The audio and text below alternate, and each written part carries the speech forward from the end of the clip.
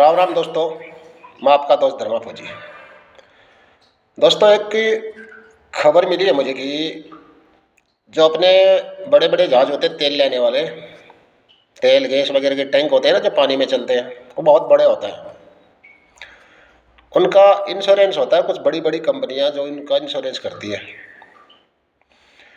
उस insurance company होती है वो भारत में जो बड़े बड़े जहाज़ों का इंश्योरेंस करती है, वो 8 कंपनियां उनका इंश्योरेंस करती है।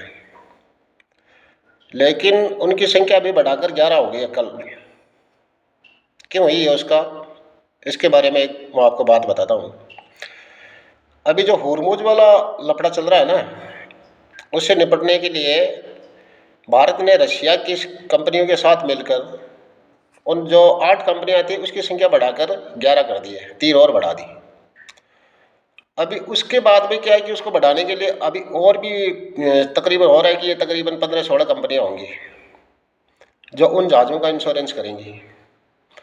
ये इंश्योरेंस इसलिए होता है कि जो बहुत बड़े जहाज़ होते हैं उसमें माल बहुत आता है, बहुत पैसे का आता है।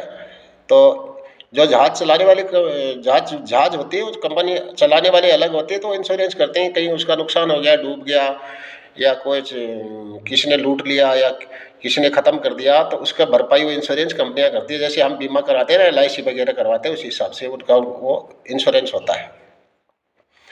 उनकी संख्या बढ़ाकर अभी 11 कर दी है। और उन जो कंपनियों में जो 11 करी है उसमें रशिया भी शामिल है। रशिया उनके साथ, अपने भारत के साथ शामिल हुआ है। तो उसका मतलब क्या है? उसका मतलब ये है कि जो कंपनियां इंश्योरेंस कर रही हैं उनकी बढ़ाने का मतलब ये है कि जो अभी हॉर्मुज वाला लफड़ा चल रहा है उसमें तेल की अभी जो हो सकता है कि आगे जाके अपने देश में किल्लत आए गैस वगैरह की। गैस की किल्लत तो अभी है थोड़ी, बाकी तेल वगैरह की तो अभी तक आई नहीं है। कि तेल वगैरह की किल्लत आती तो दाम बढ़ते। दाम तो अभी तो किसी चीज़ के बढ़े नहीं है। हाँ, गैस की किल्लत है थोड़ी कुछ। जैसे अपने को कभी भी गैस मिलती थी, वो 25 दिन में, 45 दिन में ऐसे करके सिलेंडर दे रहे हैं। उस चीज़ का सलूशन निकालने के लिए जो तेल और गैस वो अभी रशिया से खरीदेगा शायद भारत।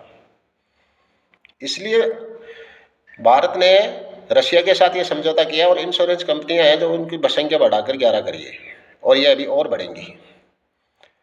तो इससे क्या है कि अपने देश का तो जो ऊर्जा संकट है वो खत्म हो जाएगा।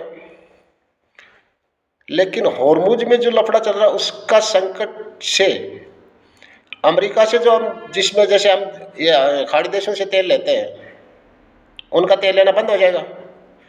और भारत एक बहुत बड़ा तेल खरीदार देश है, तो उनकी आर्थिक संकट, उनके अंदर वो आर्थिक संकट पैदा होगा। अब ईरान को छोड़ के अमेरिका के पास सबके वो ये समझौता हुआ है कि भाई ये छोटे छोटे जो देश है ना, उनमें इराक का सभी देशों में इराक के एयरबेस है। जैसे सऊदीया है, दुबई है, कतर है। इनमें क्या है कि अमेरिका के सब में वो एयरबेस है उसके। अभी वो देश अमेरिका से नाराज़ होंगे। अमेरिका से नाराज़ होंगे तो ये आपस में, जैसे भाई किसी चीज़ के आज कल सबसे बड़ी चीज़ तो है ना, पैसा ही होता है। तो पैसे उनको मिलेंगे नहीं, भारत इतना बड़ा खरीद देश है, तो उनका आर्थिक संकट आएगा। वो अमेरिका से नाराज़ होंगे। अमेरिका से नाराज़ होंगे तो फायदा किसका होगा? फायदा होगा इजराइल का। अभी आपको एक बात बताता हूँ। आज से 5-6 महीने पहले सऊदी अरब ने अमेरिका से हथियारों का समझौता किया था, तकरीबन 12.5 लाख करोड़ रुपए का। इजराइल बोला कुछ नहीं था। इजराइल उस टाइम कुछ नहीं बोला था, लेकिन उसने कोई प्रतिक्रिया नहीं दी थी, लेकिन वो नाराज जरूर था। क्यों था? क्योंकि ये जो जितने भी खाड़ी देश हैं, ये इजराइल के सबसे बड़े दुश्मन हैं। एक ही नहीं है, सभी देश हैं वो। ये आपस में लड़ते रहते हैं, लेकिन इजराइल से लड़ने के लिए सब तैयार रहते हैं। अभी जो 12.5 लाख करोड़ का जो समझौता हुआ था, उसको सऊदी अरब चुकाएगा कहाँ से?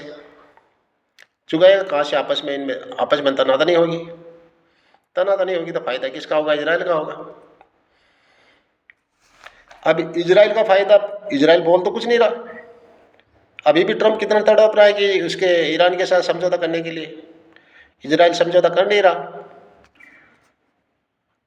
इजराइल कुछ बोल नहीं रहा। और अपने देश का जो संकट है वो हल करने के लिए अपनी गवर्नमेंट ने वहाँ रशिया के साथ समझौता कर लिया।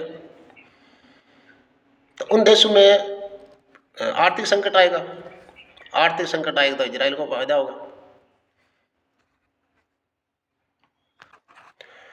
अभी कल परसों खबर आई थी ना कि भाई ईरान ने जो रेगुलेटरी गार्ड है उसने 2 जहाज भारत आ रहे थे उनको रोक लिया।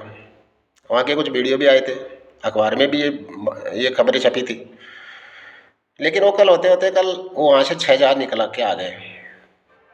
अभी सुनने में ये भी आ रहा है कि भाई इजराइल की इजराइल नहीं, ईरान की गवर्नमेंट और जो रेगुलेटरी गार्ड है उसकी, वो एक जैसे बोलते हैं ना अपने बीएसएफ बोलते हैं उस हिसाब से है, लेकिन वो है आतंकवादी संगठन जैसा ही है उनका, वो उस हिसाब से है। अभी उनमें और गवर्नमेंट में भी नहीं बन रही, बता रहे उनमें की भी ठनी है।